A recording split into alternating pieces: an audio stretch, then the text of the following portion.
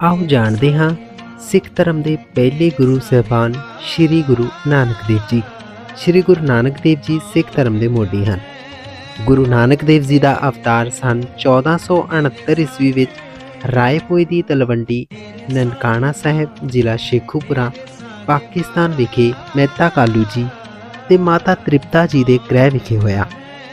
ਆਪ ਜੀ ਦੀ ਭੈਣ ਦਾ ਨਾਮ ਬੇਬੇ ਨਾਨਕੀ ਜੀ ਸੀ। ਛੋਟੀ ਉਮਰੇ ਹੀ ਪਿਤਾ ਜੀ ਨੇ ਗੋਪਾਲ ਦਾਸ ਪਾਂਧੇ ਕੋਲ ਦੇਵਨਾਗਰੀ ਸਿੱਖਣ ਲਈ ਪੜ੍ਹਨੇ ਪਾ ਦਿੱਤਾ। ਗੁਰੂ ਨਾਨਕ ਦੇਵ ਜੀ ਨੇ ਪੱਟੀ ਉੱਤੇ ਅਜਿਹਾ ਆਤਮ ਗਿਆਨ ਲਿਖਿਆ ਕਿ ਪਾਂਧਾ ਉਹਨਾਂ ਦੀ ਦਿਵ ਦ੍ਰਿਸ਼ਟੀ ਵੇਖ ਉਹਨਾਂ ਦੇ ਚਰਨਾਂ ਉੱਤੇ ਡਿੱਗ ਪਿਆ ਤੇ ਮਹਿਤਾ ਕਾਲੂ ਜੀ ਨੂੰ ਆਖਣ ਲੱਗਾ ਕਿ ਮੈਂ ਇਹਨਾਂ ਨੂੰ ਨਹੀਂ ਪੜ੍ਹਾ ਸਕਦਾ, ਇਹ ਤਾਂ ਧੁਰੋਂ ਹੀ ਗਿਆਨ ਲੈ ਕੇ ਆਏ ਹਨ। ਕੁਝ ਚਿਰ ਮਗਰੋਂ ਪਿਤਾ ਜੀ ਨੇ ਆਪ ਜੀ ਨੂੰ ਸੰਸਕ੍ਰਿਤ ਪੜ੍ਹਨ ਲਈ ਪੰਡਤ ਬ੍ਰਿਜ ਲਾਲ ਕੋਲ ਭੇਜਿਆ। ਉਸ ਨੂੰ ਵੀ ਗੁਰੂ ਜੀ ਨੇ ਸੰਸਕ੍ਰਿਤ ਭਾਸ਼ਾ ਵਿੱਚ ਪ੍ਰਭੂ ਦਾ ਇਲਾਹੀ ਗਿਆਨ ਦਿੱਤਾ। ਪੰਡਤ ਜੀ ਦਾ ਕਥਨ ਵੀ ਇਹੀ ਸੀ ਕਿ ਮੈਂ ਇਹਨਾਂ ਨੂੰ ਨਹੀਂ ਪੜ੍ਹਾ ਸਕਦਾ, ਇਹ ਤਾਂ ਧੁਰੋਂ ਹੀ ਪੜ੍ਹ ਕੇ ਆਏ ਹਨ। ਉਪਰੰਤ ਪਿਤਾ ਜੀ ਨੇ ਆਪ ਜੀ ਨੂੰ ਮੌਲਵੀ ਕੁਤਬੁਦੀਨ ਪਾਸ ਫਾਰਸੀ ਪੜ੍ਹਨ ਪਾਇਆ।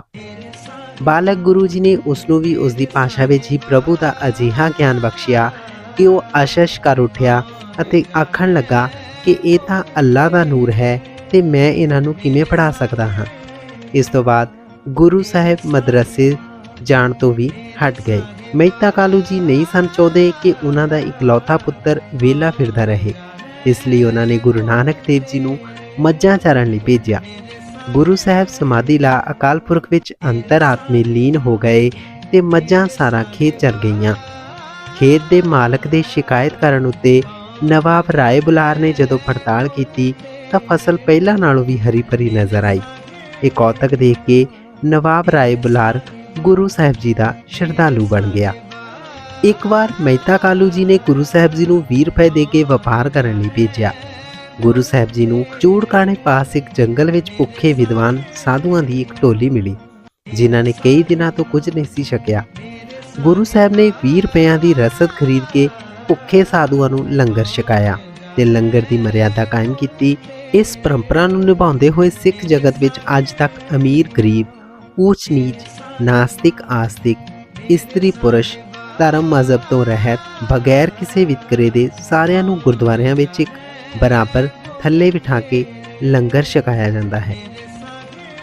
ਕੁਝ ਦਿਨਾਂ ਬਾਅਦ ਭੈਣ ਬੇਬੇ ਨਾਨਕੀ ਦਾ ਪਤੀ ਦੀਵਾਨ ਜੈਰਾਮ ਤਲਵੰਡੀ ਆਇਆ। ਨਵਾਬ ਰਾਏ ਬੁਲਾਰ ਨੇ ਉਸ ਨਾਲ ਮਤਾ ਪਕਾ ਕੇ ਗੁਰੂ ਸਾਹਿਬ ਜੀ ਨੂੰ ਉਸ ਨਾਲ ਸੁਲਤਾਨਪੁਰ ਭੇਜ ਦਿੱਤਾ। ਹਾਕਮ ਦੌਲਤ ਖਾਨ ਲੋਧੀ ਨੇ ਗੁਰੂ ਜੀ ਨੂੰ ਮੋਦੀ ਖਾਨੇ ਦਾ ਕਾਰਦਾਰ ਬਣਾ ਦਿੱਤਾ। ਇੱਥੇ ਆਪ ਜੀ ਨੇ ਇਸ ਕਾਰਜ ਨੂੰ ਬੜੀ ਯੋਗਤਾ, ਇਮਾਨਦਾਰੀ ਅਤੇ ਲਗਨ ਨਾਲ ਨਿਭਾਇਆ। ਇੱਕ ਦਿਨ ਪ੍ਰਭੂ ਦੀ ਯਾਦ ਵਿੱਚ ਸੌਦਾ ਤੋਲਦੇ ਤੋਲਦੇ ਗੁਰੂ ਸਾਹਿਬ 13 ਦੀ ਗਿਣਤੀ ਤੇ ਪਹੁੰਚ ਗਏ। 13 ਦੀ ਗਿਣਤੀ ਤੇ ਪਹੁੰਚ ਕੇ 13 ਕਰਦੇ ਹੋਏ ਪ੍ਰਮਾਤਮਾ ਵਿੱਚ ਲੀਨ ਹੋ ਗਏ ਤੇ ਸਾਰੇ ਸ਼ਹਿਰ ਦੇ ਗਰੀਬਾਂ ਦੀਆਂ ਝੋਲੀਆਂ ਰਸਦ ਨਾ ਭਰ ਦਿੱਤੀਆਂ। ਕਈ ਈਰ ਖਾਲੂਆਂ ਨੇ ਨਵਾਬ ਪਾਸ ਜਾਂ ਸ਼ਿਕਾਇਤਾਂ ਲਾਈਆਂ ਕਿ ਨਾਨਕ ਤਾਂ ਮੋਦੀ ਖਾਨਾ ਲੁਟਾਈ ਜਾਂਦਾ ਹੈ। ਨਵਾਬ ਨੇ ਗੁੱਸੇ ਹੋ ਕੇ ਜਦੋਂ ਮੋਦੀ ਖਾਨੇ ਦੀ ਤਲਾਸ਼ੀ ਕਰਾਈ ਤਾਂ ਗੁਰੂ ਸਾਹਿਬ ਦਾ 700 ਰੁਪਇਆ ਨਵਾਬ ਕੋਲੋਂ ਲੈਣਾ ਨਿਕਲਿਆ। ਇਹ ਵੇਖ ਕੇ ਨਵਾਬ ਬਹੁਤ ਹੀ ਸ਼ਰਮਿੰਦਾ ਹੋਇਆ ਤੇ ਗੁਰੂ ਸਾਹਿਬ ਜੀ ਦਾ ਸ਼ਰਧਾਲੂ ਹੋ ਗਿਆ। ਸੁਲਤਾਨਪੁਰ ਰਹਿਣ ਸਮੇਂ ਗੁਰੂ ਜੀ ਦਾ ਵਿਆਹ ਪੱਖੋ ਕੇ ਰੰਧਾਵੇ ਸ਼੍ਰੀ ਮੂਲ ਚੰਦ ਦੀ ਸੁਪੁੱਤਰੀ ਬੀਬੀ ਸੁਲੱਖਣੀ ਜੀ ਨਾਲ ਹੋਇਆ, ਜਿਨ੍ਹਾਂ ਦੀ ਕੁੱਖੋਂ ਸਨ 1494 ਈਸਵੀ ਵਿੱਚ ਬਾਬਾ ਸ਼੍ਰੀ ਚੰਦ ਜੀ ਅਤੇ 1497 ਈਸਵੀ ਵਿੱਚ ਬਾਬਾ ਲਖਮੀ ਦਾਸ ਜੀ ਪੈਦਾ ਹੋਏ। ਇੱਕ ਵਾਰ ਗੁਰੂ ਸਾਹਿਬ ਇੱਕ ਸ਼ਰਧਾਲੂ ਪ੍ਰੇਮੀ ਨਾਲ ਵੇਈ ਨਦੀ ਵਿੱਚ ਇਸ਼ਨਾਨ ਕਰਨ ਗਏ। ਪ੍ਰੇਮੀ ਨੂੰ ਕੱਪੜੇ ਫੜਾ ਕੇ ਜਦੋਂ ਗੁਰੂ ਸਾਹਿਬ ਨੇ ਚੁੱਭੀ ਮਾਰੀ ਤਾਂ ਅਲੋਪ ਹੀ ਹੋ ਗਏ। ਉਸ ਸਮਾਂ ਜਦੋਂ ਬਾਹਰ ਨਾ ਨਿਕਲੇ ਤਾਂ ਉਸ ਪ੍ਰੇਮੀ ਨੇ ਰੌਲਾ ਪਾ ਦਿੱਤਾ ਕਿ ਗੁਰੂ ਨਾਨਕ ਦੇਵ ਜੀ ਡੁੱਬ ਗਏ ਹਨ। ਨਵਾਬ ਨੇ ਲੱਭਣ ਵਾਸਤੇ ਫੌਜਾਂ ਚਾੜ ਦਿੱਤੀਆਂ। ਫੌਜਾਂ ਨੇ ਜੰਗਲ ਤੇ ਨਦੀ ਦੀ ਪੂਰੀ ਛਾਣਬੀਣ ਕੀਤੀ ਪਰ ਕੁਝ ਪਤਾ ਨਾ ਚੱਲਿਆ। ਸਾਰੇ ਸ਼ਹਿਰ ਵਿੱਚ ਸੋਗ ਪੈ ਗਿਆ। ਪਰ ਇੱਧਰ ਗੁਰੂ ਸਾਹਿਬ ਨੇ ਇਲਾਹੀ ਮੌਜ ਵਿੱਚ ਆਪਣੇ ਸਰੀਰ ਦੇ 5 ਤੱਤਾਂ ਨੂੰ ਪ੍ਰਕਿਰਤੀ ਦੇ ਤੱਤਾਂ ਨਾਲ ਮਿਲਾ ਦਿੱਤਾ ਤੇ ਉਹਨਾਂ ਦਾ ਆਤਮ ਦੇਵ ਸਰਵ ਵਿਆਪੀ ਪਰਮਾਤਮਾ ਦੇ ਵਿੱਚ ਲੀਨ ਹੋ ਗਿਆ। ਭਾਈ ਮਰਦਾਨਾ ਜੀ ਉਸ ਜਗ੍ਹਾ ਨਦੀ ਦੇ ਕਿਨਾਰੇ ਆਪਣੇ ਪਿਆਰੇ ਦੀ ਯਾਦ ਵਿੱਚ ਉਹਨਾਂ ਦੀ ਗੁਰਬਾਣੀ ਦਾ ਕੀਰਤਨ ਕਰਨ ਲੱਗ ਪਏ। ਗੁਰੂ ਸਾਹਿਬ 3 ਦਿਨ ਬਾਅਦ ਆਪਣੀ ਮੌਜ ਵਿੱਚ ਹੀ 5 ਤੱਤਾਂ ਦਾ ਸਰੀਰ ਧਾਰ ਕੇ ਲੋਕਾਈ ਸਾਹਮਣੇ ਪ੍ਰਗਟ ਹੋਏ। ਇੱਥੇ ਹੀ ਗੁਰੂ ਸਾਹਿਬ ਜੀ ਨੇ ਮੂਲ ਮੰਤਰ ਉਚਾਰਨ ਕੀਤਾ ਨਦੀ ਵਿੱਚੋਂ ਪ੍ਰਗਟ ਹੋਣ ਉਪਰੰਤ ਸਾਰੀ ਲੋਕਾਈ ਗੁਰੂ ਜੀ ਨੂੰ ਰੱਬ ਦਾ ਰੂਪ ਵੇਖ ਕੇ ਸ਼ਰਧਾਲੂ ਹੋ ਗਈ ਅਤੇ ਗੁਰੂ ਸਾਹਿਬ ਦੇ ਚਰਨਾਂ ਉੱਤੇ ਮੱਥਾ ਟੇਕਿਆ। ਇਸ ਤੋਂ ਬਾਅਦ ਗੁਰੂ ਨਾਨਕ ਦੇਵ ਜੀ ਸਨ 1497 ਈਸਵੀ ਵਿੱਚ ਬੀਬੀ ਨਾਨਕੀ, ਜੀਜਾ ਜੈ ਰਾਮ ਅਤੇ ਨਵਾਬ ਦੌਲਤ ਖਾਂ ਦੇ ਪ੍ਰੇਰਨ ਉੱਤੇ ਵੀ ਸੁਲਤਾਨਪੁਰ ਨਹੀਂ ਰਹੇ ਅਤੇ ਅਕਾਲ ਪੁਰਖ ਦਾ ਹੁਕਮ ਪੂਰਾ ਕਰਨ ਵਾਸਤੇ ਅਤੇ ਵਿਸ਼ੇ ਵਿਕਾਰਾਂ ਵਿੱਚ ਸੜਦੀ ਬਲਦੀ ਲੋਕਾਈ ਨੂੰ ਸੱਚ ਦੇ ਮਾਰਗ ਉੱਤੇ ਪਾਉਣ ਲਈ ਧਰਮ ਪ੍ਰਚਾਰ ਦੀਆਂ 4 ਉਦਾਸੀਆਂ ਆਰੰਭ ਕੀਤੀਆਂ। ਪਹਿਲੀ ਉਦਾਸੀ 1497 ਤੋਂ 1510 ਈਸਵੀ ਤੱਕ। ਪੂਰਬ ਵੱਲ ਦੀ ਇਸ ਉਦਾਸੀ ਦਾ ਮਨੋਰਥ ਹਿੰਦੂ ਤੀਰਥਾਂ ਉੱਤੇ ਪਹੁੰਚ ਕੇ ਪ੍ਰਚਾਰ ਕਰਨ ਦਾ ਸੀ। ਇਸ ਵਿੱਚ ਭਾਈ ਮਰਦਾਨਾ ਅਤੇ ਭਾਈ ਬਾਲਾ ਜੀ ਆਪ ਜੀ ਦੇ ਨਾਲ ਸਨ। ਸੁਲਤਾਨਪੁਰ ਤੋਂ ਆਰੰਭ ਕਰਕੇ ਗਰੀਬ ਤਰਖਾਣ ਭਾਈ ਲਾਲੋ ਪਾਸ ਐਮਨਾਬਾਦ ਗਏ, ਉਸ ਨੂੰ ਸੱਚ ਦਾ ਉਪਦੇਸ਼ ਦਿੱਤਾ ਤੇ ਮਲਿਕ ਭਾਗੋ ਦਾ ਹੰਕਾਰ ਤੋੜਿਆ। ਸੱਜਣ ਠੱਗ ਨੂੰ ਉਪਦੇਸ਼ ਦੇ ਕੇ ਮੰਦੇ ਕਰਮ ਕਰਨ ਤੋਂ ਛੁਡਾ ਪ੍ਰਭੂ ਦਾ ਸੱਜਣ ਬਣਾ ਦਿੱਤਾ। ਸ਼ੇਖ ਬ੍ਰਹਮ ਫਰੀਦ ਜੋ ਬਾਬਾ ਫਰੀਦ ਜੀ ਦੀ ਗੱਦੀ ਉੱਤੇ ਵਿਰਾਜਮਾਨ ਸਨ ਨੂੰ ਅੱਲਾਹ ਤਾਲਾ ਦਾ ਉਪਦੇਸ਼ ਦਿੱਤਾ। ਕੁਰਕਸ਼ੇਤਰ ਅਤੇ ਹਰਿਦੁਆਰ ਜਾ ਕੇ ਪੰਡਤਾਂ ਨੂੰ ਸੱਚ ਦੇ ਮਾਰਗ ਪਾਇਆ। ਉਪਰੰਤ ਗੋਰਖਨਾਥ ਅਤੇ ਪਖੰਡੀ ਸਿੱਧਾਂ ਨਾਲ ਗੋਰਖਮੱਤੇ ਸਾਹਿਬ ਵਿਖੇ ਬ੍ਰਹਮ ਗੋਸ਼ਟੀ ਕੀਤੀ। ਪਟਨਾ ਜਾ ਕੇ ਸਾਲਸ਼ ਰਾਏ ਨੂੰ ਉਪਦੇਸ਼ ਦੇ ਧਰਮਸ਼ਾਲਾ ਬਣਾਈ। ਅਸਾਮ ਵਿਖੇ ਜਾਦੂਗਰਾਂ ਦੀ ਰਾਣੀ ਨੂਰ ਸ਼ਾਹ ਨੂੰ ਜਾਦੂ ਟੂਣੇ ਕਰਨ ਤੋਂ ਵਰਜਿਆ ਅਤੇ ਆਤਮ ਉਪਦੇਸ਼ ਦਿੱਤਾ। ਧਰਮਸ਼ਾਲਾ ਬਣਵਾਈ ਅਤੇ ਉਸ ਨੂੰ ਧਰਮ ਪ੍ਰਚਾਰ ਲਈ ਨਿਯੁਕਤ ਕੀਤਾ। ਹਿੰਦੂਆਂ ਦੇ ਬਹੁਤ ਵੱਡੇ ਤੀਰਥ ਜਗਨਨਾਥਪੁਰੀ ਵਿਖੇ ਇਲਾਹੀ ਰਚਨਾ ਆਰਤੀ ਦਾ ਉਚਾਰਨ ਕਰਕੇ ਪੁਜਾਰੀਆਂ ਨੂੰ ਉਪਦੇਸ਼ ਦਿੱਤਾ। ਫਿਰ ਗੁਰੂ ਸਾਹਿਬ ਵਾਪਸ ਪੰਜਾਬ ਪਰਤਾਏ ਅਤੇ ਕਰਤਾਰਪੁਰ ਵਸਾਇਆ। ਦੂਜੀ ਉਦਾਸੀ 1510 ਈਸਵੀ ਤੋਂ 1516 ਈਸਵੀ ਤੱਕ। ਕੁਝ ਸਮਾਂ ਕਰਤਾਰਪੁਰ ਟਿਕਣ ਤੋਂ ਬਾਅਦ ਗੁਰੂ ਸਾਹਿਬ ਨੇ ਦੂਜੀ ਉਦਾਸੀ ਸ਼ੁਰੂ ਕੀਤੀ। ਇਸ ਉਦਾਸੀ ਵਿੱਚ ਭਾਈ ਸੈਦੋ ਤੋਂ ਸ਼ੀਹਾਂ ਜੀ ਆਪ ਜੀ ਦੇ ਨਾਲ ਸਨ। ਇਸ ਦੌਰਾਨ ਆਪ ਜੀ ਨੇ ਆਗਰੇ ਵਿਖੇ ਸੱਚ ਦੇ ਮਾਰਗ ਦਾ ਪ੍ਰਚਾਰ ਕਰਕੇ ਸੰਗਤ ਦਾ ਮੁੱਢ ਬੰਨਿਆ। ਫਿਰ ਆਪ ਜੀ ਰੋਹੇਲਿਆਂ ਦੀ ਇਨਸਾਨਾਂ ਨੂੰ ਖਰੀਦਣ ਵੇਚਣ ਦੀ ਰਵਾਇਤ ਨੂੰ ਖਤਮ ਕਰਨ ਲਈ ਉਹਨਾਂ ਪਾਸ 3 ਵਾਰੀ ਆਪ ਵਿਕੇ। ਗੁਰੂ ਸਾਹਿਬ ਦੇ ਇਲਾਹੀ ਉਪਦੇਸ਼ਾਂ ਨੂੰ ਸੁਣ ਕੇ ਰੋਹੇਲਿਆਂ ਨੇ ਇਨਸਾਨਾਂ ਦਾ ਇਹ ਖਰੀਦੋ ਫਰੋਖਤ ਦਾ ਪੇਸ਼ਾ ਛੱਡ ਦਿੱਤਾ। ਇੱਥੋਂ ਅੱਗੇ ਮੱਧ ਭਾਰਤ ਦੇ ਜੰਗਲਾਂ ਪਹਾੜਾਂ ਤੋਂ ਹੁੰਦੇ ਹੋਏ ਗੁਰੂ ਸਾਹਿਬ ਨੇ ਕੌਡੇ ਰਾਖਸ਼ ਨੂੰ ਤਾਰਿਆ ਜੋ ਇਨਸਾਨਾਂ ਨੂੰ ਖਾਂਦਾ ਹੁੰਦਾ ਸੀ। ਅੱਗੇ ਗੁਰੂ ਸਾਹਿਬ ਸੰਗਲਾਦੀਪ ਪਹੁੰਚੇ। ਇੱਥੋਂ ਦੇ ਰਾਜੇ ਸ਼ਿਵਨਾਬ ਜੋ ਵੈਸ਼ਨੋ ਮਤ ਦਾ ਸੀ ਉਪਦੇਸ਼ ਦੇ ਕੇ ਅਕਾਲ ਪੁਰਖ ਦੇ ਮਾਰਗ ਉੱਤੇ ਪਾਇਆ। ਇੱਥੋਂ ਫਿਰ ਗੁਰੂ ਸਾਹਿਬ ਕਜ਼ਲੀਵਨ ਪਹੁੰਚੇ ਜਿੱਥੇ ਸਿੱਧਾਂ ਜੋਗੀਆਂ ਦਾ ਤਕੜਾ ਡੇਰਾ ਸੀ। ਉਹਨਾਂ ਨੂੰ ਸੱਚ ਦੇ ਮਾਰਗ ਦਾ ਉਪਦੇਸ਼ ਦੇ ਕੇ ਆਪ ਜੀ ਵਾਪਸ ਕਰਤਾਰਪੁਰ ਪਰਤਾਏ। ਤੀਜੀ ਉਦਾਸੀ 1516 ਤੋਂ 1518 ਈਸਵੀ ਤੱਕ। ਤੀਜੀ ਉਦਾਸੀ ਗੁਰੂ ਸਾਹਿਬ ਨੇ ਉੱਤਰੀ ਦਿਸ਼ਾ ਦੀ ਆਰੰਭ ਕੀਤੀ। ਸਿੱਖ ਭਾਈ ਹਸੂ ਅਤੇ ਭਾਈ ਸਿੰਘਾਂ ਗੁਰੂ ਸਾਹਿਬ ਦੇ ਨਾਲ ਸਨ। ਇਸ ਉਦਾਸੀ ਦੌਰਾਨ ਗੁਰੂ ਸਾਹਿਬ ਕਸ਼ਮੀਰ ਗਏ ਅਤੇ ਬ੍ਰਹਮਦਾਸ ਦਾ ਧਾਰਮਿਕ ਗ੍ਰੰਥਾਂ ਦੀ ਵਿਦਿਆ ਦਾ ਅਭਿਮਾਨ ਤੋੜਿਆ ਅਤੇ ਆਤਮ ਮਾਰਗ ਦਾ ਉਪਦੇਸ਼ ਦਿੱਤਾ। ਇੱਥੋਂ ਸੁਮੇਰ ਪਰਬਤ ਉੱਤੇ ਗਏ। ਗੋਰਖਨਾਥ ਭਰਥਰੀ, ਗੋਪੀਨਾਥ ਅਤੇ ਹੋਰ ਸਿੱਧਾਂ ਨਾਲ ਪਰਮਾਰਥ ਦੀ ਗੋਸ਼ਟੀ ਕੀਤੀ। ਸਿੱਧਾਂ ਦੇ ਮੁਖੀ ਭੰਗਰਨਾਥ ਜੋਗੀ ਨੇ ਬੜੀਆਂ ਹੀ ਕਰਾਮਾਤਾਂ ਕਰ ਆਪ ਜੀ ਨੂੰ ਚੇਲਾ ਬਣਾਉਣਾ ਚਾਹਿਆ, ਪਰੰਤੂ ਗੁਰੂ ਸਾਹਿਬ ਉੱਤੇ ਇੱਕ ਨਾ ਚੱਲੀ। ਆਖਰ ਹਾਰ ਕੇ ਗੁਰੂ ਸਾਹਿਬ ਦੇ ਗੁਰੂ ਬਾਰੇ ਪੁੱਛਣ ਲੱਗਾ ਤਾਂ ਗੁਰੂ ਸਾਹਿਬ ਨੇ ਕਿਹਾ ਕਿ ਮੇਰਾ ਗੁਰੂ ਸ਼ਬਦ ਹੈ ਤੇ ਮੇਰੀ ਸੁਰਤ ਉਸ ਦਾ ਚੇਲਾ ਹੈ। ਸ਼ਬਦ ਗੁਰੂ, ਸੁਰਤ ਧੁਨ ਚੇਲਾ, ਜੋ ਕਿ ਸਿੱਖੀ ਦਾ ਮੁੱਢਲਾ ਉਪਦੇਸ਼ ਹੈ। ਇੱਥੋਂ ਗੁਰੂ ਸਾਹਿਬ ਨੇਪਾਲ, ਚੀਨ ਅਤੇ ਜਾਪਾਨ ਤੱਕ ਗਏ। ਸਿੱਕਮ, ਭੂਟਾਨ ਹੁੰਦੇ ਹੋਏ ਸੱਚ ਦਾ ਉਪਦੇਸ਼ ਲੋਕਾਈ ਨੂੰ ਦਿੱਤਾ ਤੇ ਮੁੜ ਕਰਤਾਰਪੁਰ ਪਰਤਾਏ। ਚੌਥੀ ਉਦਾਸੀ 1518 ਤੋਂ 1522 ਈਸਵੀ ਤੱਕ।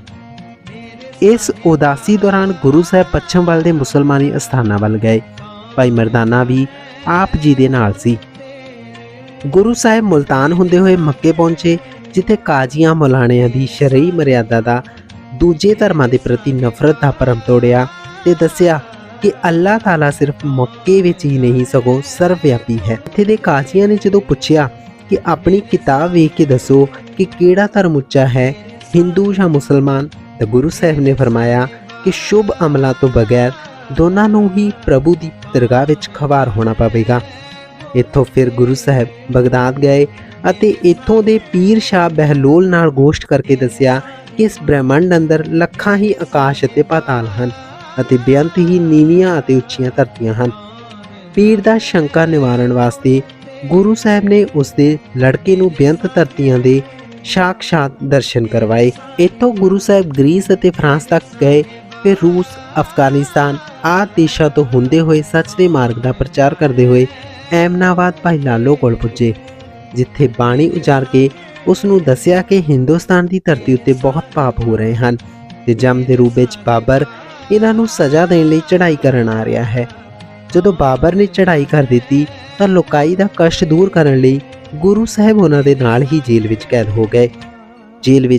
ਜੇਲ੍ਹ ਵਿਖੇ ਸਾਰਿਆਂ ਨੂੰ ਅਨਾਜ ਪੀਸਣ ਵਾਸਤੇ ਚੱਕੀਆਂ ਦਿੱਤੀਆਂ ਗਈਆਂ, ਪਰ ਜਦੋਂ ਗੁਰੂ ਸਾਹਿਬ ਨੇ ਬਾਣੀ ਉਚਾਰਨੀ ਸ਼ੁਰੂ ਕੀਤੀ ਤਾਂ ਅਜਿਹਾ ਕੌਤਕ ਵਰਤਿਆ ਕਿ ਸਾਰੀਆਂ ਚੱਕੀਆਂ ਆਪੇ ਹੀ ਚੱਲ ਪਈਆਂ। ਇਹ ਵੇਖ ਕੇ ਬਾਬਰ ਘਬਰਾ ਗਿਆ ਤੇ ਗੁਰੂ ਸਾਹਿਬ ਦੇ ਚਰਨਾਂ ਉੱਤੇ ਡਿੱਗ ਪਿਆ ਤੇ ਹਿੰਦੁਸਤਾਨ ਦੇ ਰਾਜ ਦਾ ਆਸ਼ੀਰਵਾਦ ਮੰਗਿਆ। ਗੁਰੂ ਸਾਹਿਬ ਨੇ ਫਰਮਾਨ ਕੀਤਾ ਕਿ ਤੂੰ ਸਾਰੇ ਕੈਦੀਆਂ ਨੂੰ ਛੱਡ ਦੇ ਅਤੇ ਇਹਨਾਂ ਦਾ ਲੁੱਟਿਆ ਹੋਇਆ ਸਮਾਨ ਵਾਪਸ ਕਰ ਦੇ। ਬਾਬਰ ਨੇ ਉਵੇਂ ਹੀ ਕੀਤਾ। ਫਿਰ ਗੁਰੂ ਸਾਹਿਬ ਨੇ ਵਚਨ ਕੀਤੇ ਕਿ ਜਦੋਂ ਤੱਕ ਤੂੰ ਇਨਸਾਫ ਅਤੇ ਨਿਆਂ ਕਰਦਾ ਰਹੇਗਾ ਤਦ ਤੱਕ ਤੇਰਾ ਰਾਜ ਕਾਇਮ ਰਹੇਗਾ। ਇਸ ਤੋਂ ਬਾਅਦ ਗੁਰੂ ਸਾਹਿਬ ਨੇ ਵਲੀ ਕੰਧਾਰੀ ਦੀ ਹਉਮੈ ਅਤੇ ਮਾਣ ਤੋੜਿਆ ਜਦੋਂ ਉਸਨੇ ਮਰਦਾਨੇ ਨੂੰ ਪਾਣੀ ਦੇਣ ਤੋਂ ਇਨਕਾਰ ਕਰ ਦਿੱਤਾ ਤੇ ਬੜੇ ਗੁੱਸੇ ਨਾਲ ਬਹੁਤ ਵੱਡੇ ਪਹਾੜ ਦਾ ਟੁਕੜਾ ਗੁਰੂ ਸਾਹਿਬ ਵੱਲ ਰੇੜਿਆ ਤਾਂ ਗੁਰੂ ਸਾਹਿਬ ਨੇ ਪੰਜਾ ਲਾ ਕੇ ਪੱਥਰ ਨੂੰ ਉੱਥੇ ਹੀ ਰੋਕ ਦਿੱਤਾ। ਪੱਥਰ ਉੱਪਰ ਗੁਰੂ ਸਾਹਿਬ ਦੇ ਪੰਜੇ ਦੇ ਨਿਸ਼ਾਨ ਅੱਜ ਵੀ ਮੌਜੂਦ ਹਨ, ਜਿੱਥੇ ਬਹੁਤ ਸੁੰਦਰ ਪੰਜਾ ਸਾਹਿਬ ਗੁਰਦੁਆਰਾ ਸੁਸ਼ੋਭਿਤ ਹੈ। 4 ਵੱਡੀਆਂ ਉਦਾਸੀਆਂ ਸੰਪੂਰਨ ਕਰ ਗੁਰੂ ਸਾਹਿਬ ਕਰਤਾਰਪੁਰ ਹੀ ਟਿਕ ਗਏ। ਇੱਥੇ ਬਾਬਾ ਬੁੱਢਾ ਜੀ ਅਤੇ ਭਾਈ ਭਗੀਰਥ ਜੀ ਵਰਗੇ ਉੱਘੇ ਸਿੱਖ ਸੇਵਾ ਕਰਦੇ ਸਨ। ਭਾਈ ਲਹਿਣਾ ਜੀ ਜੋ ਦੇਵੀ ਦੇ ਸ਼ਰਧਾਲੂ ਸਨ ਤੇ ਹਰ ਸਾਲ ਉਸ ਦੇ ਦਰਸ਼ਨਾਂ ਨੂੰ ਯਾਤਰਾ ਉੱਤੇ ਜਾਂਦੇ ਸਨ। ਭਾਈ ਯੋਧਾ ਜੀ ਕੋਲੋਂ ਗੁਰੂ ਨਾਨਕ ਦੇਵ ਜੀ ਦੀ ਬਾਣੀ ਸੁਣ ਕੇ ਕਰਤਾਰਪੁਰ ਆਏ ਤੇ ਦਰਸ਼ਨ ਕਰ ਗੁਰੂ ਜੀ ਦੇ ਹੀ ਹੋ ਗਏ। ਗੁਰੂ ਜੀ ਨੇ ਇਹਨਾਂ ਨੂੰ ਬੜੀਆਂ ਕਠਿਨ ਪ੍ਰੀਖਿਆਵਾਂ ਵਿੱਚ ਪਾਇਆ। ਗੁਰੂ ਨਾਨਕ ਦੇਵ ਜੀ ਤਾਂ ਸਮਰੱਥ ਸਨ, ਉਹਨਾਂ ਨੂੰ ਪ੍ਰੀਖਿਆਵਾਂ ਲੈਣ ਦੀ ਕੋਈ ਲੋੜ ਨਹੀਂ ਸੀ। ਆਪ ਜੀ ਜਾਣਦੇ ਸਨ ਕਿ ਭਾਈ ਲਹਿਣਾ ਜੀ ਹੀ ਉਹ ਸਮਰੱਥ ਸਿੱਖ ਹਨ ਜਿਨ੍ਹਾਂ ਨੇ ਦੂਜੇ ਗੁਰੂ ਨਾਨਕ ਬਣਨਾ ਹੈ। ਸਿਰਫ ਲੋਕਾਈ ਨੂੰ ਇਹ ਦਰਸਾਉਣ ਵਾਸਤੇ ਕਿ ਦੋਨਾਂ ਪੁੱਤਰਾਂ ਤੇ ਹੋਰ ਗੁਰਸਿੱਖਾਂ ਨੇ ਤਾਂ ਬਚਨ ਪੂਰੀ ਤਰ੍ਹਾਂ ਨਹੀਂ ਪਾਲੇ, ਪਰ ਭਾਈ ਲਹਿਣਾ ਜੀ ਨੇ ਸਾਰੇ ਬਚਨ ਸਤ-ਸਤ ਕਰਕੇ ਮੰਨੇ ਹਨ। ਗੁਰੂ ਜੀ ਨੇ ਭਾਈ ਲਹਿਣਾ ਜੀ ਨੂੰ ਪ੍ਰੀਖਿਆਵਾਂ ਵਿੱਚ ਪਾਇਆ ਤੇ ਜਗਤ ਨੂੰ ਗੁਰਸਿੱਖ ਬਣਨ ਦਾ ਨਮੂਨਾ ਦੱਸਿਆ। ਭਾਈ ਲਹਿਣਾ ਜੀ ਨੂੰ ਗੁਰਗੱਦੀ ਉੱਤੇ ਬਿਠਾ ਕੇ 5 ਪੈਸੇ ਨਾਰੀਅਲ ਰੱਖ 5 ਪਰਿਕਰਮਾ ਕਰ ਮੱਥਾ ਟੇਕਿਆ ਤੇ ਗੁਰਿਆਈ ਦਾ ਤਿਲਕ ਬਾਬਾ ਬੁੱਢਾ ਜੀ ਤੋਂ ਲਗਵਾ ਕੇ ਦੂਸਰੇ ਗੁਰੂ ਨਾਨਕ ਗੁਰੂ ਅੰਗਦ ਦੇਵ ਪ੍ਰਗਟ ਕੀਤੇ। ਇਸ ਤੋਂ ਬਾਅਦ ਗੁਰੂ ਸਾਹਿਬ ਸਨ 1539 ਈਸਵੀ ਨੂੰ ਸੱਚਖੰਡ ਦੇ ਵਾਸੀ ਹੋ ਗਏ।